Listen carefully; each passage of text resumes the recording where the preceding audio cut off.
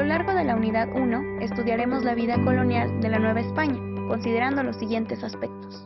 Personajes, desde la conquista hasta la invasión napoleónica a la península ibérica. La sociedad de castas novohispana. Las reformas borbónicas de Carlos III. Moctezuma Xocoyotzin, Hernán Cortés y la conquista.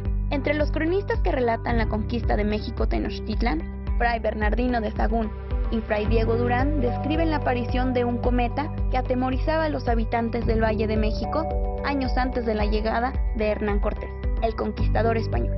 Dicho cometa fue advertido por Moctezuma Xocoyotzin, tlatoani azteca, que, intrigado por ese y otros presagios y ante el eventual cumplimiento de la profecía sobre un retorno del dios Quetzalcóatl, recibió y hospedó al capitán Cortés en 1519. Con estos hechos se iniciaba la conquista de México. Hernán Cortés consumó su triunfo el 13 de agosto de 1521. En sus cartas de relación a Carlos I, Cortés sugiere nombrar a las tierras conquistadas como la Nueva España. Propongo a su majestad que el reino de la Nueva España sea el sucesor del imperio de Moctezuma.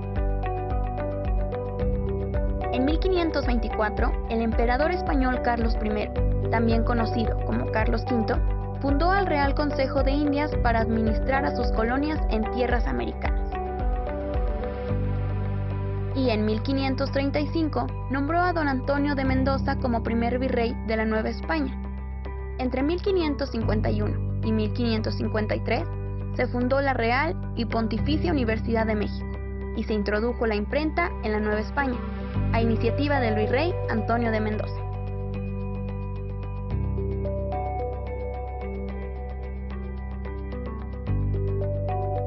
Conforme a la necesidad de evangelizar a la población nativa, a la Nueva España llegaban misioneros, entre quienes destacó el fraile dominico Bartolomé de las Casas, obispo de Chiapas y verdadero defensor de los derechos indígenas. Se le considera precursor del precepto universal de los derechos humanos.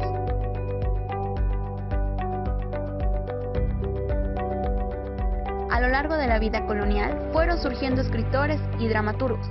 Por ejemplo, Juan Ruiz de Alarcón, creador de la comedia de caracteres y autor de La verdad sospechosa, obra de 1618, en la que se pretende moralizar al espectador a través de los vicios y virtudes de los personajes.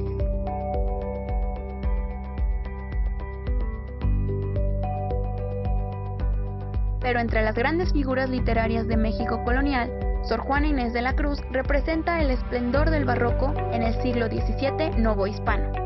Dotada de sensibilidad, intelecto y amplios conocimientos literarios, Sor Juana desarrolló diversos géneros poéticos, liras, sonetos, redondillas.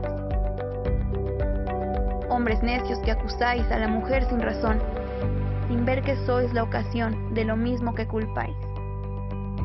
La sociedad de castas en la Nueva España. Conforme el origen racial y la procedencia, la población novohispana estuvo estratificada. Así, por encima de los demás sectores, los peninsulares procedentes de la metrópoli llegaban a la Nueva España para ejercer los cargos de gobierno más elevados. Los criollos, españoles nacidos en América, se ubicaban por debajo de los peninsulares, por lo cual no gozaban de los mismos privilegios. En un sistema social contrastado de jerarquías, privilegios y obligaciones, las castas eran mezclas raciales segregadas y explotadas. La esclavitud padecida por la población negra de origen africano representaba el último peldaño en esa escala racial. Bajo la influencia del pensamiento ilustrado, el siglo XVIII representó cambios en la cultura novohispana. Entre los más importantes, las reformas borbónicas fueron decretadas por el monarca español Carlos III a partir de 1767.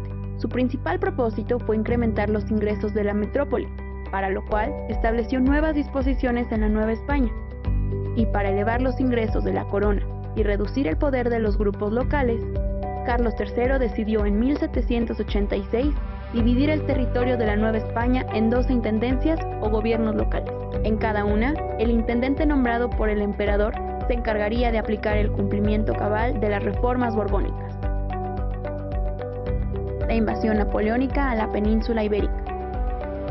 En 1788, Carlos IV asumió el mando de España y se esforzó por erradicar la influencia liberal de la Ilustración y de la Revolución Francesa en sus colonias americanas.